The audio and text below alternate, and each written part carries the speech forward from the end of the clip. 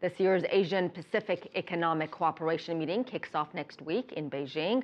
World leaders will work with China on a number of goals like creating a free trade zone. And as CCTV's Han Bin reports, the hope is to build a new Asia-Pacific region that's more inclusive and open. Yanxi Lake, the APEC venue in Beijing. Leaders from 21 member economies will gather here. They will shape the future in the Asia-Pacific region. Host China intends to make the most of the opportunity. It has an ambitious agenda to clarify APEC's priorities. There has been a mushrooming institutions in Asia-Pacific. Of course, they play a pretty positive role in generating growth. However, there are some tensions and friction, even competition among them. And at this time, China wants to revitalize this FTA initiative. FTA stands for Free Trade Agreements to oppose protectionism. China hopes the Beijing meeting can rebuild consensus on the integration of multiple free trade zones and create conditions for an FTA encompassing the entire Asia-Pacific.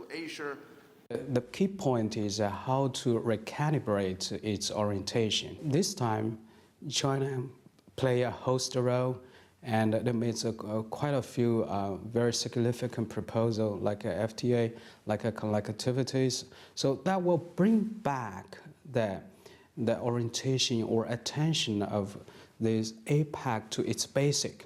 China is now the second biggest economy in the world. The country contributes over half of Asia's economic growth.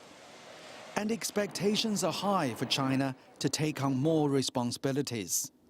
China actually is being called to play a leading role in community building in our part of the world, particularly in forging deeper and deeper economic integration and cooperation. Professor Ran Zongze believes the new initiative of integration is not meant to do away with the existing mechanisms. Rather, is to inject impetus to ensure development. China wants to put the vision of APEC FTA into action. It's a big test of the commitment of every member economy. We hope that three goals will be achieved in Beijing APEC meeting: to shape the future through an Asia-Pacific partnership, to build an open Asia-Pacific economy, and to redesign the direction of its development. China has made a big shift from passively accepting trade norms to actively framing new trade rules. With its growing economic strength, the country is aiming to play a bigger role in leading the global economy and getting APEC back on the track of a more comprehensive trade system in the long run. Han Bin, CCTV, Beijing.